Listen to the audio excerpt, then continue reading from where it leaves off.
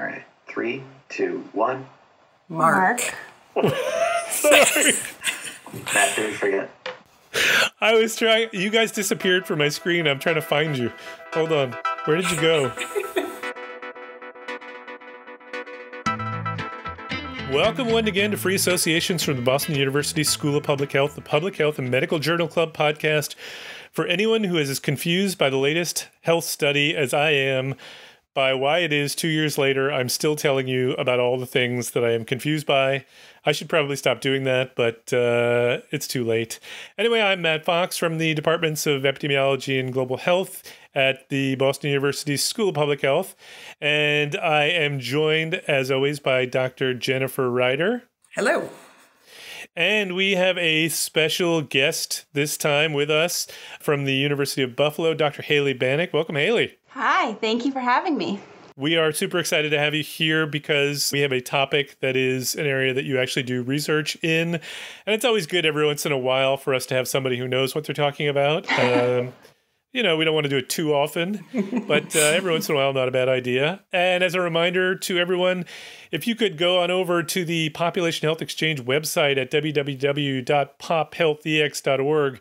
That's BU's hub for lifelong learning, where you'll find all kinds of really interesting programs and learning tools. We've got our mini MPH program that is free that you can do or share with your friends and relatives who want to know what a Masters of Public Health is all about. And also as a reminder, if you could go ahead and give us a rating on iTunes or Stitcher or whatever it is you use to listen to this podcast, helps people find the podcast, and hopefully you'll tell people how much you love us. So now on to the show. So today, in our first segment, which is our Journal Club segment, we are going to look at a study on a new medication for adolescent obesity. Then in the second part of the podcast, which is our deep dive, we're going to talk about the flood of armchair epidemiologists that seem to have arisen in the time of COVID-19. And then in our final segment, which is our Amazing Amusing, we'll get into some things that made us laugh out loud or just amazed us. So let's get into segment one. So we're going to talk about a study that looked at the impact of a new drug to treat adolescent obesity. So it's published in the New England Journal of Medicine, and it was entitled A Randomized Controlled Trial, and here's where I fall down, but randomized trial of liraglutide? Is anyone? Liraglutide. And really? I only know that because I looked up the pronunciation. Okay. I listened to some person online say it about 10 times. Liraglutide. Randomized controlled trial of liraglutide for adolescents with obesity by first author Erin Kelly of the Department of Pediatrics and the Center for Pediatric Obesity Medicine at the University of Minnesota Medical School. So here are some headlines on this one. So from Eureka Alert, liraglutide can help adolescents with obesity manage their weight. From MedPage Today, liraglutide, a viable add-on for kids with obesity. MedWire says liraglutide for weight loss successful in adolescent obesity. And Medscape says liraglutide trims BMI by 5% in fewer than half of obese teens by 10% in 1 quarter. I don't know what that means. Can I just read that to you again? Yes, please.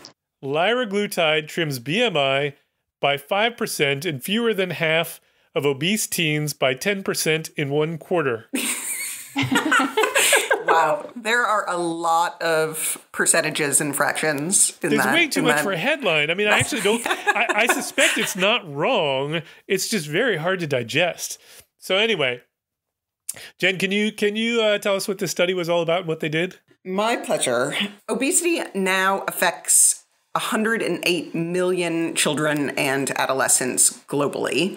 And we know that obesity before puberty is actually a strong risk factor for adult obesity. The first-line treatment for obesity in kids is lifestyle therapy, but that has shown limited effectiveness. There are 2 FDA-approved drugs to treat pediatric obesity. One of them, orlistat, is restricted to use in patients who are 12 and older, and the other, phentermine, is restricted to patients who are at least 16 years of age. In Europe, there are actually no approved pharmacotherapies for pediatric obesity, and bariatric surgery tends to be reserved for the most severe cases. So, liraglutide is a glucagon-like peptide 1 analog, and it leads to weight loss through reductions in appetite and energy intake. 3 milligrams is approved by the FDA and the European Medicines Association, along with lifestyle therapy for weight management in overweight and obese adults who have at least one related coexisting conditions. There was a trial that looked at adults with overweight or obesity and also either hypertension or dyslipidemia, and 3 milligrams of liraglutide resulted in weight loss as well as improvements in cardiometabolic biomarkers and improvements in quality of life. So this particular trial aimed to evaluate the efficacy and safety of liraglutide along with lifestyle therapy in obese adolescents. The study is a double-blind, placebo-controlled phase 3 trial that was conducted from September of 2016 through August 2019 at 322 sites in 5 different countries. There was a 12-week run-in period and then a 56-week treatment period, and then they continued to follow patients for another 26 weeks without the liraglutide. Without the liraglutide treatment. That 56-week treatment period included a 4 to 8 week dose escalation period to get up to that 3 milligrams. Participants were adolescents aged 12 to 18 who were eligible if they met the following criteria. So they needed to have a BMI of at least 30 according to the adult standard for obesity. They also needed to be at the 95th percentile or higher for their particular age and sex. They needed to have a stable weight, meaning less than 5 kilograms change during the prior 90 days, and a poor response to lifestyle therapy alone. The kids with type 2 diabetes were eligible, but patients with type 1 diabetes were excluded. All of the participants in the trial received lifestyle therapy from baseline through week 82, and that consisted of counseling about healthy nutrition as well as physical activity. The randomization was stratified by pubertal status, so that's the Tanner stage 2 or 3 versus 4 or 5, as well as glycemic status.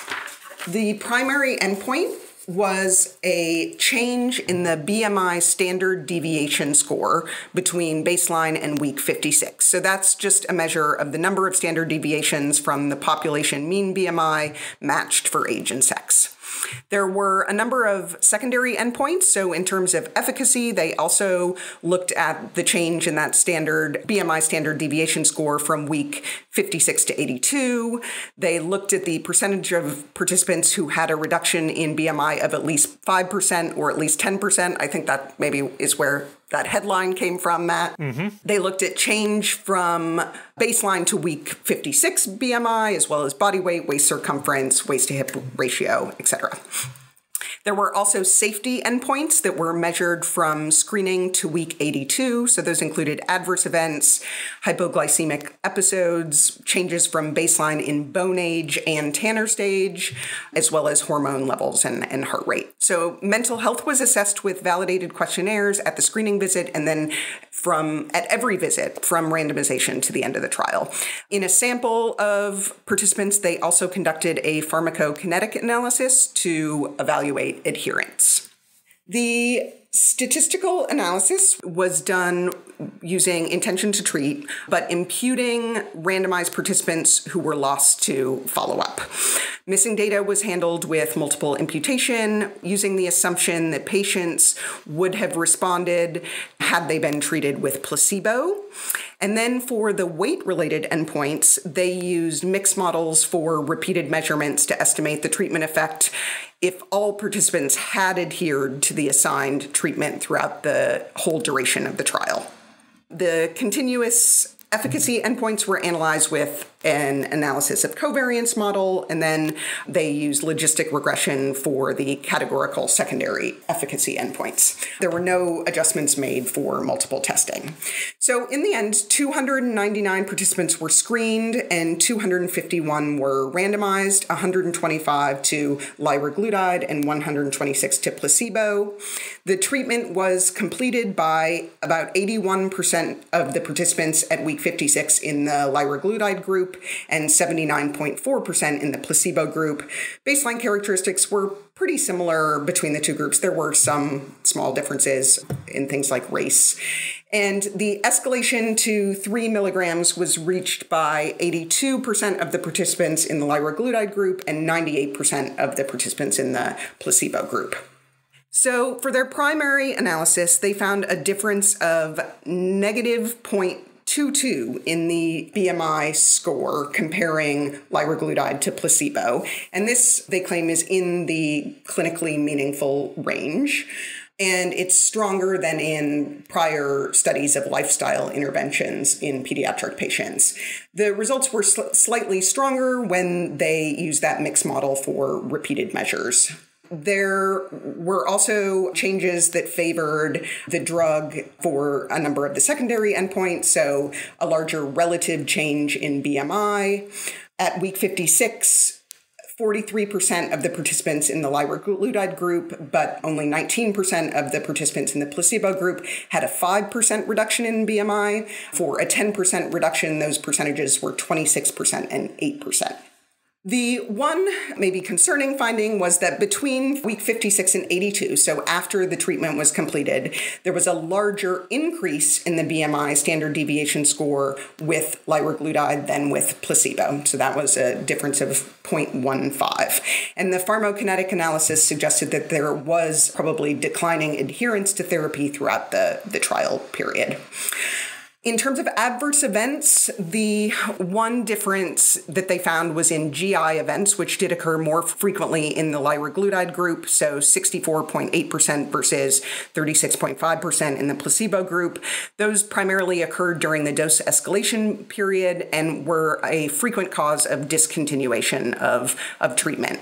And then there were a few psychiatric adverse events. So there was one suicide in the liraglutide group that occurred 340 days after treatment initiation, and then one participant in each group reported a suicide attempt, but those were all determined to be unlikely due to the treatment. Okay, so it seems like the take-home message from that summary is that this drug does appear to be beneficial. Doesn't look to me like these are huge effects, but there does appear to be some benefit, which may wane a bit over time, but overall some benefit. So Haley, this is obviously closer to your field than our fields. What's your take on this study? Good study, bad study? Are there things that stood out to you as particularly strong or particularly problematic? So overall, I liked the study. Sometimes on Journal Club, it's easier if you have a really messy study. There's, a ton of problems to pick at. This seems to be, a well-conducted, well-randomized trial. I think there's some questions that I have about their analysis in terms of the intention to treat versus sort of per protocol type of analysis. I wonder about what those really mean for the real world.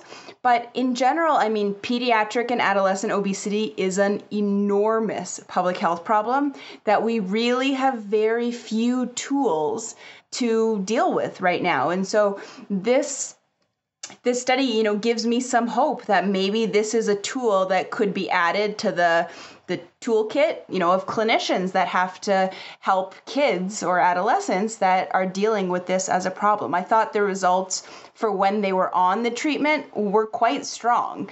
The problem is if you ever come off it, I don't know really what that means for a kid. Are you telling them at age 12 they're going to be on this for the rest of their lives? That's a big thing to tell someone. And I don't even know if that's what you would tell them. So I think the messaging about what we do, what's next, is more complicated than the sort of straight results from this trial.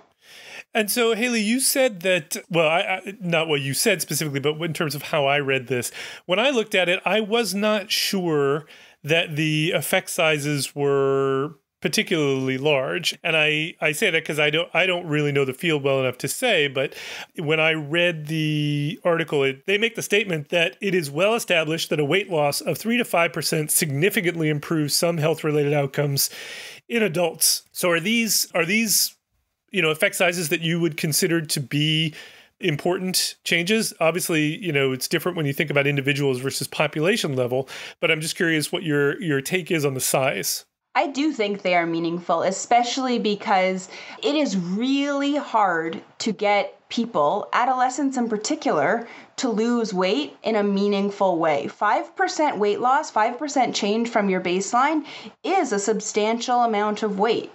So, it's not crazy how large it is, but it is a meaningful change in weight loss that research has shown that this amount of weight, even though it's not enormous, does have an impact on health outcomes. So I was impressed with that. And although it is a little bit confusing when you say it on this podcast, I did find the figures in terms of who lost more than 5%, who lost more than 10%.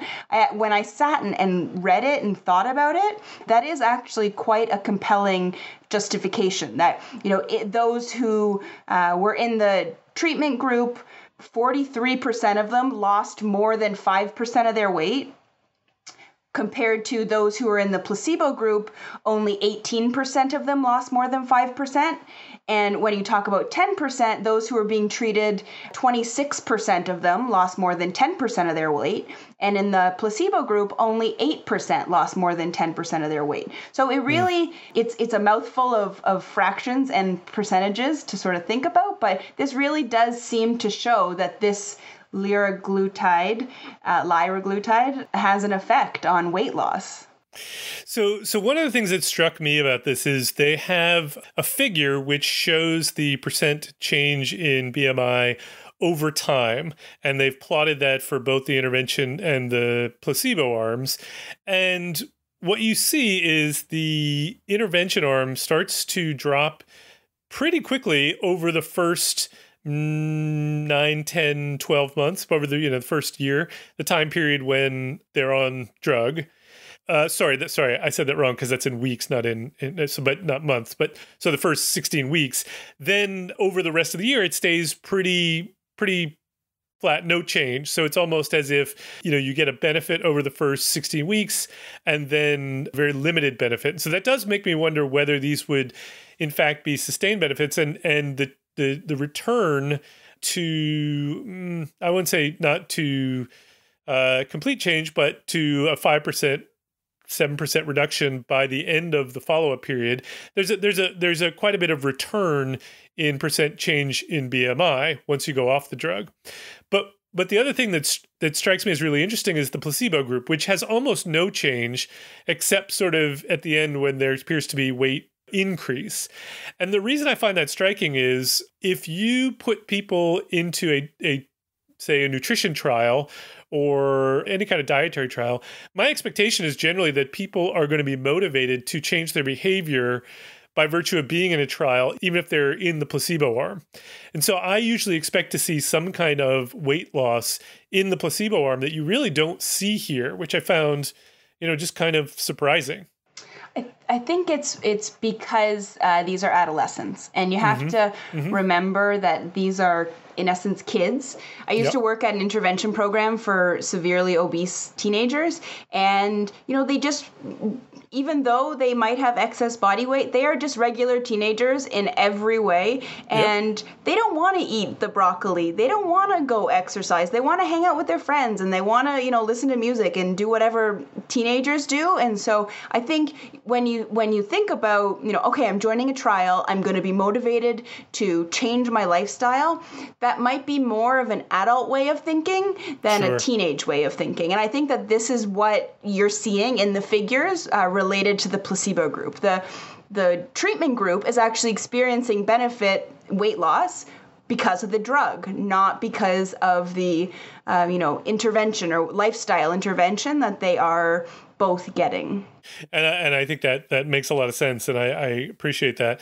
Jen, what about you? What are your thoughts on this study? No, I mean, I really like this study, and I think that the figure that you mentioned, Matt, it's interesting how consistent all of the outcomes are. They had a number of different efficacy outcomes, and I think they really all provide the same message in terms of the drug having a pretty rapid effect on excess body weight and then kind of flattening off, and then once the treatment is completed, there is this phase of a return to almost normal. Yeah, I mean, I guess, like Haley said, I had some questions about some of the methods used for the per protocol analysis. It could be sort of fun and really they're just questions, not really criticisms. But it was, I think the way that they presented those in a balanced way was also well done. I would agree. I mean, I think they did a nice job.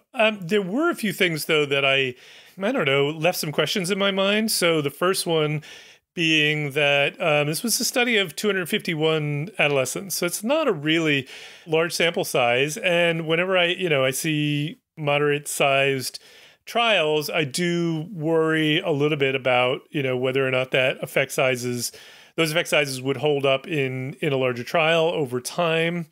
If I understood correctly, there was about a 20% lost follow-up in this study. Now, I don't think that's a problem in terms of just the question of whether or not the drug works, because my sense is they used what I'm going to call a conservative approach, although I never know what conservative means, but in the sense that they considered those who were lost to follow-up to have essentially followed along with the same trajectory that the placebo group did. So they didn't assume any benefit, and I think they assumed probably that's fairly conservative, but I do always wonder, when 20% are lost to follow-up, what that means both for the drug, would people continue to take the drug long term?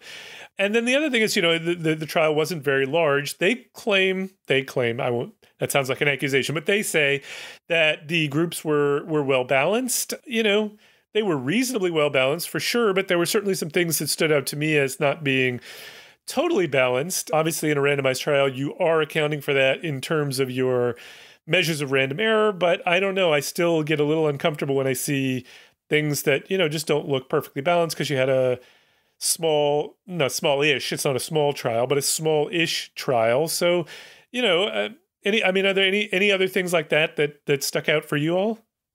Yeah, I mean, I think your concern about loss to follow-up, especially for how we would bring these results into the real world is definitely something to consider, because they documented that it was the treatment, that the GI adverse events that led to discontinuation of the treatment in the majority of the cases. So, in thinking whether this would ultimately be effective in the real world, I think that is a concern. Yeah, my concerns were mostly about loss to follow-up and the adverse events. I thought that this was a well-written article, and I really did like it, but I didn't like this statement. And it said, most adverse events were mild to moderate in severity and were deemed by the individual site investigator as unlikely to be related to the trial treatment. So that's under the safety heading. But then they go on to describe how all of these GI events were more common in the treatment group, how the discontinuation was likely to be related to the GI symptoms. So I thought that was maybe a mischaracterization of the safety endpoints that they had been looking at. And I don't think these are endpoints to be overlooked because, again, these are kids we're talking about. You can't go to school and you can't hang out with friends if you're nauseous and vomiting or have diarrhea all the time. It's just, we need to think about the real world implications of, these, so there's nausea. That's not just a side point for these kids. So I do worry about the overall usefulness of this drug in terms of the side effects, especially if you're asking kids to be on it for many, many years in order to maintain that weight loss. So that was a problem for me. They're sort of dismissing these, it just is. Yep. Yep, I agree. That's the kind of stuck out to me as well. So there's one last thing that I want to follow up, and it's really two things together, but it follows from something that you said, Haley, which is you said, in general, you found this to be well written. So I want to read you a statement from the study, and I want to get your reaction to it. So the statement, it's probably off 3 sentences. The trial was designed and overseen by representatives of the trial sponsor Novo Nordisk with input from selected site investigators. The site investigators gathered the data and sponsors performed the data analysis. And the sponsor performed the data analysis. All the authors had access to the data, directed and supervised the data analysis, interpreted the data, and vouched for the accuracy and completeness of the data and the fidelity to the trial protocol. The first author wrote the first draft of the manuscript with assistance from an independent medical writer funded by the sponsor. The manuscript was subsequently revised and approved by all authors who agreed to submit the manuscript for publication. So it's a twofold question. One, how do you feel about medical writers? And the bigger question, how do you feel about industry-sponsored trials with these conditions on it? Haley, you want to take that one? Sure, I'll start off. I do not object to medical writers. I would prefer a well-written, understandable manuscript that may have been assisted by a medical writer than a manuscript that I can't understand the analysis, I can't really understand what's been done, and, it's hard to follow. So not every manuscript that doesn't have a medical writer would end up that way, but if somebody thinks their manuscript might end up that way, I would say go with a medical writer. So I don't, in principle, object to them. Okay, so hang on. Jen, what's your take on medical writers? No, I agree with Haley. I don't think it's necessarily a negative or a cause for concern. Yeah, I totally agree with this. I mean, we bring in different, you wouldn't object to somebody who could produce some really interesting high resolution figures for you, right? You wouldn't object to somebody, who bringing in someone to do the statistics, right? We do specialize in writing, if you can make the writing better, I think that actually helps communicate the science. I think that's a good thing. So I don't have the problem with that. I think ghostwriting is a bit of a, is something that we worry about, but that's not the issue here. They're so upfront about it. It's on the first page of their manuscript that I really appreciated that. Go ahead, Jen.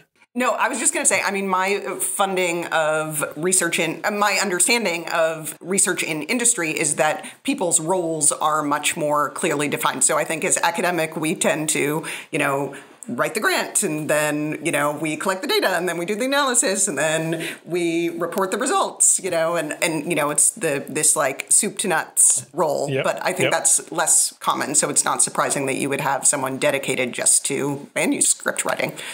I totally agree.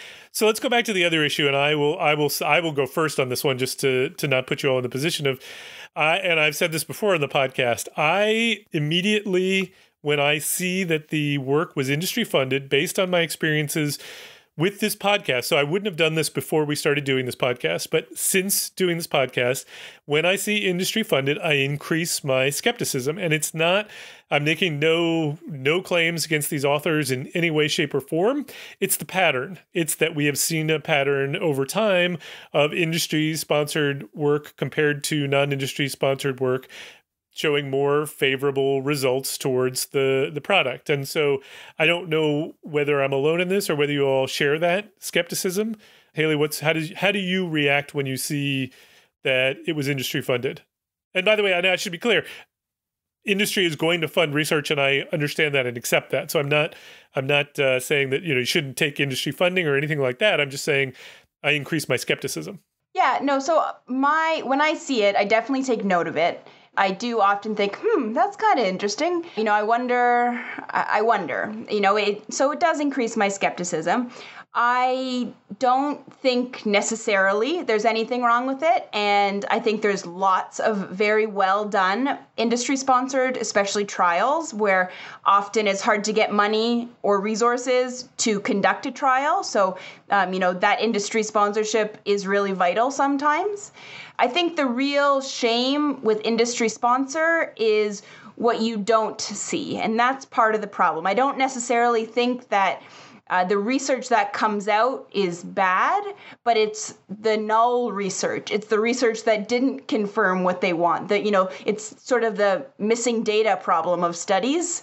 And that, I think, is a bigger concern for me with industry-sponsored research rather than when I see it in the byline of an article I'm reading. Yeah. And, so in the last episode that we did, we talked about the Garden of Forking Paths, the idea that if you've got a ton of analytic decisions that you get to make, you can essentially come away with any result that you want. Now, that's not nearly the same extent with a randomized trial that is pre-registered, but, there are decisions that one can make that would, certainly would help. I don't want to say bias, but point things in favor of a particular result that you wanted. And so, that's why I would say it increases my skepticism. Jen, what's your reaction when you see it?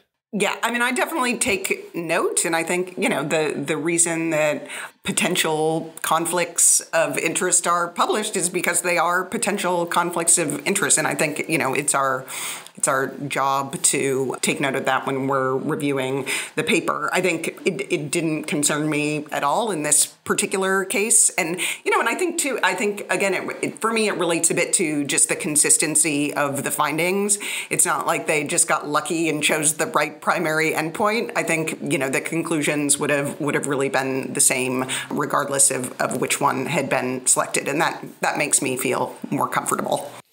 Okay, so overall, it seems like in general, we have a positive view of this study. I may have a little bit more skepticism than you both, but I'm generally positive about it as well. And so I think we have come to some kind of conclusion on this one.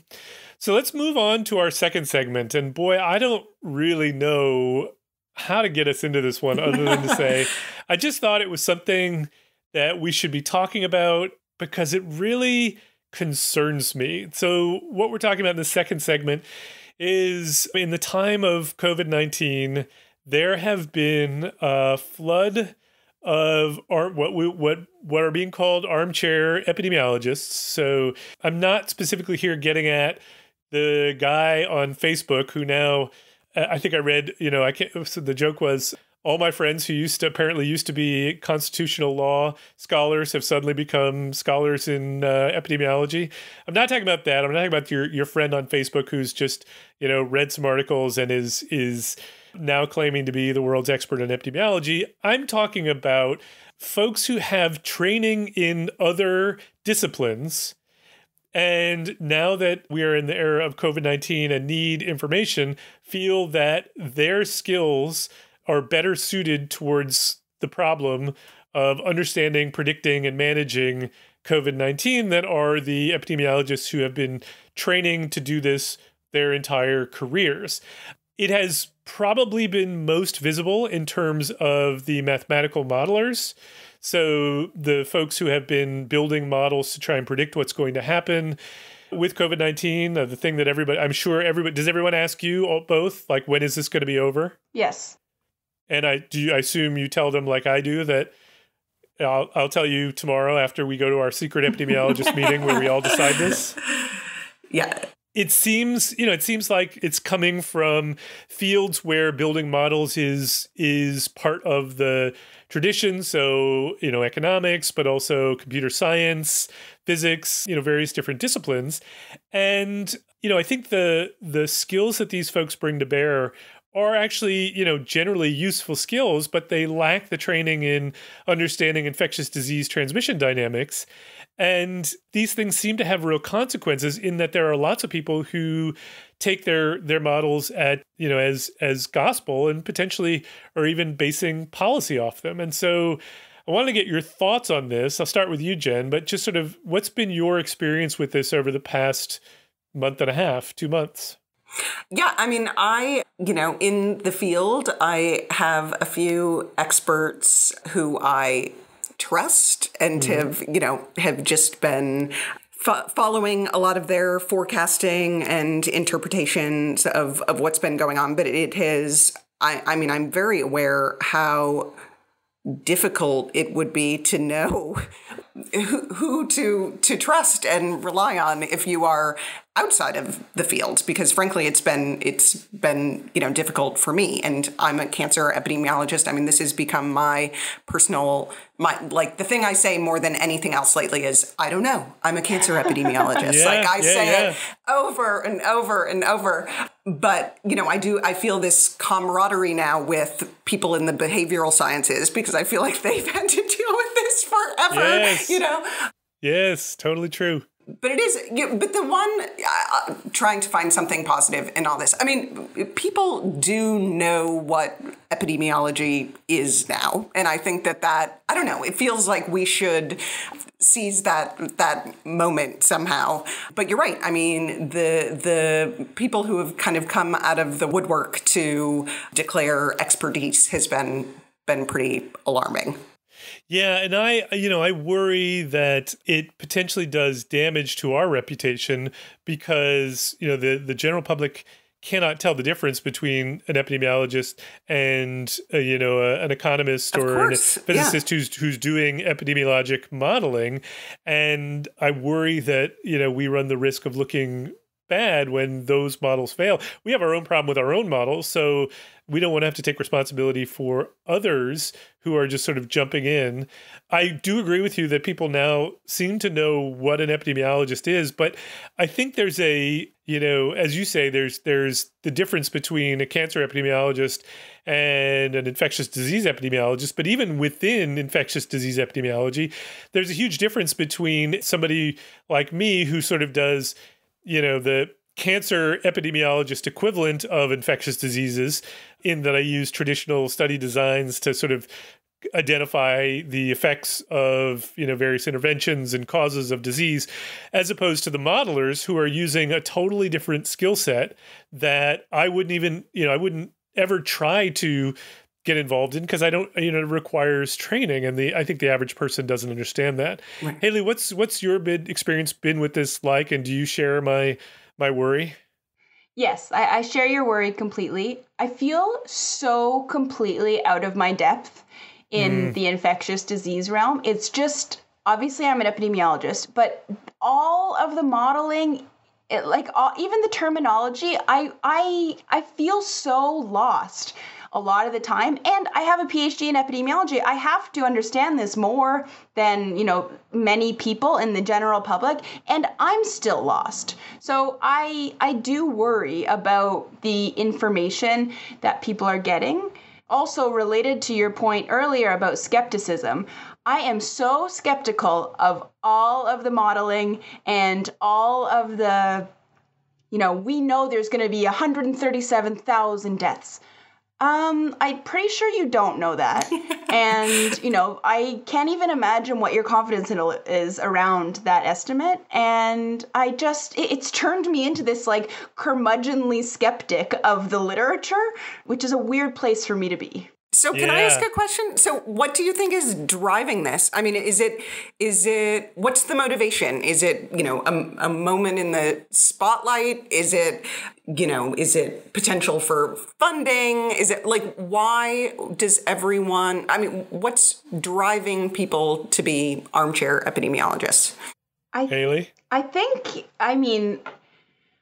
it's that everyone wants to help solve this problem we're in. Everyone wants to figure out how we're going to get out of this, and so if you have some knowledge to contribute, isn't that a better thing to contribute some of your own knowledge to the melting pot of information that we have right now?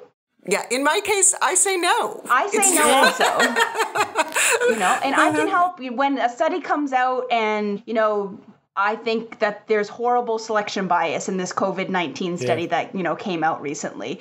So I can comment on that. Hey guys, maybe you shouldn't listen to this as if it's the gospel because they selected their participants in this crazy, insane way. So I feel like I can contribute to that conversation. But in terms of the transmission dynamics, I probably know as much as my grandmother. I really don't know anything about that topic. Yeah, it's funny. I've thought about this a lot. Why are people jumping in? I do think there's a mix of reasons. I do think one of them is really just an opportunity to be in the spotlight. But I don't want to ascribe that to most people. I do think that, there are a lot of people who just think that this is, that epidemiology is easy. Yeah. Right. I mean, I feel like I encounter that a lot. A lot of people think that epidemiology is just applied common sense and, it's really pretty straightforward and you just do it and no problem. And I know how to build a model, so I'll just do that. And so I think there are so many different reasons. But to go back for a second, I mean, so Haley, you mentioned confidence intervals. So if you look at many of these models, they come with intervals. There is one model, which I won't name names here, but that there was a study that their confidence intervals, I don't know that they called them confidence intervals, but their 95% intervals were wrong 70% of the time. In other words, they couldn't include the next day's prediction 70% of the time. But that said, the intervals, I would say probably more or less on these models are generally right. It's the point estimates that are wrong, but intervals don't help planners. Planners don't want to know. They want a number. And if you give them an interval, the only numbers they're really going to focus on are either the best case scenario or the worst case scenario, depending on, what their particular slant on it is. So we have obviously a government that wants to see the best case scenario.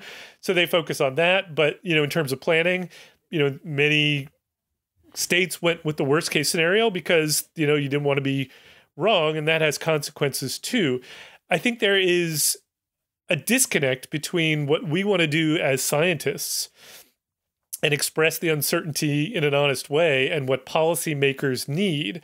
And I think that this epidemic has exposed the lack of interface between science and policy, that there aren't enough people who are good at translating between the two and saying to the scientists, this is what we really need, and saying to the policymakers, this is what it means. I don't know. No, that's I hadn't thought about it that way, but I think that's a really interesting point.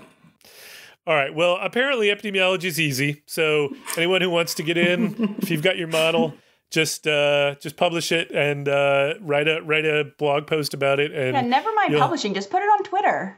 You'll become famous in no time. Put it on Twitter. All right. Well, let's move on to our last segment, which is our amazing and amusing. We're just two this time. So, Jen, I'm going to let you go second because I'm going to go first because mine relates to what we were just talking about. And I am fully aware that I shouldn't be doing this. I shouldn't be using this as my amazing and amusing because A, it is neither amazing nor really amusing. And B, I should not actually be giving this any airtime. But I'm going to do it anyway because in my own sick sense of humor, I found it amusing. So you guys are probably aware of this. Do you know about the blog post that was written by the economist Tyler Cowen? Yes. Jen, did you come across this? No. So this will be news to me. So he's an economist who wrote a blog. He's got a fairly visible blog. He is the Holbert L. Harris Professor of Economics at George Mason, and he's also director of the something center, Mercatus Center. And his blog post was entitled, "What Do Economists Think of Epidemiologists?" And he wrote this long, detailed blog post about, I won't even go into the details of the blog itself, but, it certainly was questioning many things about what's going on in epidemiology right now. But then he ends with the following, and I'm going to read it in full because it is, I feel like it needs to be there for the record. So he says, "Now to close, I have a few rude questions that nobody else seems willing to ask, and I genuinely do not know the answer to these. A, as a class of scientists, how much are epidemiologists paid? Is good or bad news better for their salaries? How smart are they? What are their average GRE scores? Are they hired into thick, liquid academic or institutional markets? And how meritocratic are those markets? What is their overall track record on predictions, whether before or during this crisis? On average, what is the political orientation of epidemiologists? And compared to other academics, which social welfare functions do they use when they make non-trivial recommendations? F, we know from economics that if you are a French economist, being a Frenchman predicts your political views better than does being an economist. Is there a comparable phenomenon in epidemiology? G, how well do they understand how to model uncertainty in forecasts relative to, say, what a top econometrician would know? H, are there zombie epidemiologists in the manner that Paul Krugman charges there are zombie economists? If so, what do you have to do to earn that designation? And are these zombies sometimes right or right on some issues? How meta-rational are those who allege zombieism? And finally, how many of them have studied Philip Tetlock's work on forecasting? Just to be clear, as MR, that's the blog, readers know, I have not been criticizing the mainstream epidemiologic recommendations of lockdowns, but still those seem to be questions worth asking. And to me, the set of questions that are asked there say so little about epidemiologists and so much about Tyler Cowen that it is absurd that anyone would ever ask questions like, how smart are they? What are their average GRE scores? And what is their motivation for these forecasts? I was blown away by this, and I thought I would just put it out there. I also want to say, for the record, I have a lot of really good friends who are economists, and the mainstream of the economics folks that I follow on Twitter are really good people doing fantastic work around COVID-19 and are letting the epidemiologists do the epi work, and they're focusing on the economics work. So I don't want to in any way paint this as this is what economists are like. This is just one really weird economist. So I just had to put that into the record and get your reaction. Wow. I don't know. My reaction is, yeah, it's unfortunate professional bullying. You know, that's my initial reaction. I don't know quite else what to say.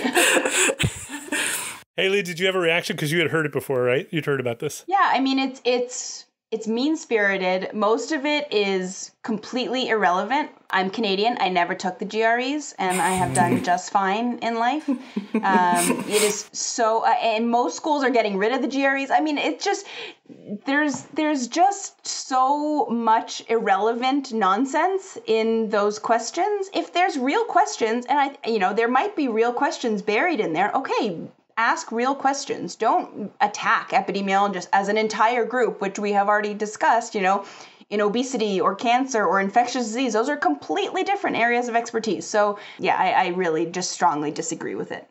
Okay, so Nick, I was not aware that Haley had not taken the GRE. I thought it was your job to screen people's GREs before they were allowed on the program. So I'm going to hold that one against you. But in the future, I need you to be on top of that. Okay. All right, Jen, what do you got for us? Okay, mine is way more uplifting. I'm glad that I'm going second. Yes. So I have talked about articles from this online magazine that I love, Nautilus, several times on the pod. But this recent one caught my eye because in all the articles that I've reviewed in Nautilus, epidemiology has never been at the forefront, and in this one it is, and I wonder if it is a coincidence of just, epidemiologists now being respected by most people as the superstars that we are. So the article is called Friendship is a Lifesaver, and it actually starts out by reviewing some of the initial epidemiologic studies of social relationships on health and longevity that began really in the 1970s and 1980s. And that was really the first time that it was established that, at least among middle-aged participants, having strong social relationships led to improvements in health, and those folks lived longer. And then subsequent studies looked at the effect of different types of relationships at different ages on longevity. And it's interesting, they found that in midlife, marriage was kind of the most important predictor of longevity. But for people older than 60, close ties with friends and relatives were actually more important than having a spouse. And that just seems like a very timely thing to remember right now when older people are isolated and have the potential to feel lonely and are also at a higher risk of coronavirus. So I think we should all call our moms or your grandmas. But some of these other studies also found that people who value friendship, just the act of valuing friendship, had a positive impact on well-being, but that was particularly so for people who were older. And in the article, they cite an epidemiologist from Harvard, Lisa Berkman, who really says the way we should look at this is like we would look at other health behaviors, like quitting smoking. Like, if you spend most of your life without strong friendships and connections, most of the damage is done. And that doesn't mean that in older life you shouldn't seek out those connections, but you're much, much better off if you work on that throughout your life. Just like how, if you smoke for your whole life, yes, quitting at 70, there are probably some benefits, but it would have been better to quit earlier. Mm-hmm. And that friendship also has this long-term cumulative effect on your health. And I just think that's a good thing to keep in mind right now, because in a way, I think this is a good time in many ways to kind of work on our relationships and connections, even though it's clearly in a slightly different way. So what you're saying is when it comes to the connections that we have with others and we want to study that and the impacts on health, we need to think about dose duration and induction period, just like we do with any other exposure. Yes, absolutely. Why not? Of course. Okay. I would say my dose has been way down lately, and I need to up my dose. I know. Unless Zoom counts, and then I'm way up.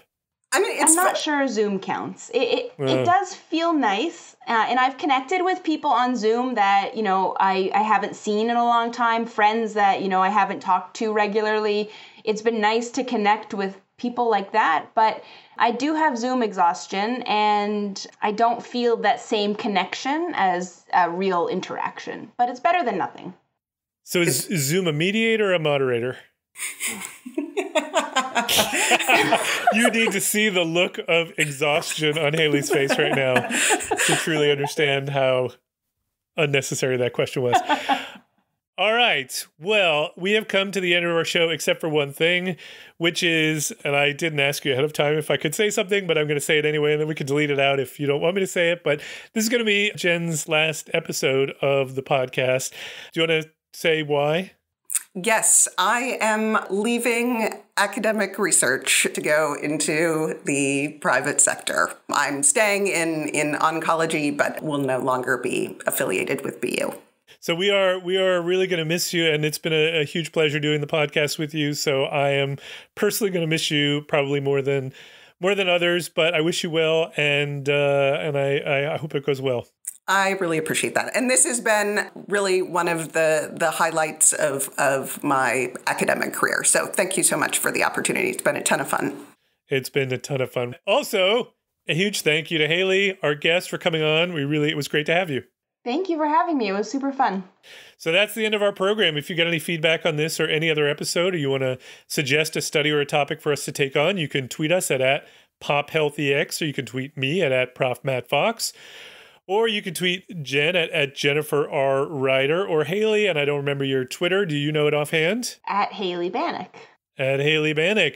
Or you can find us on the Population Health Exchange website at www.pophealthex.org. We want to thank Leslie Talalian, Director of Lifelong Learning at the BU School of Public Health, for supporting the podcast, and Nick Guler, who is our audio Obi-Wan Kenobi, for sound and editing. Thanks for joining us. We hope you enjoyed it, and we hope you will download our next episode.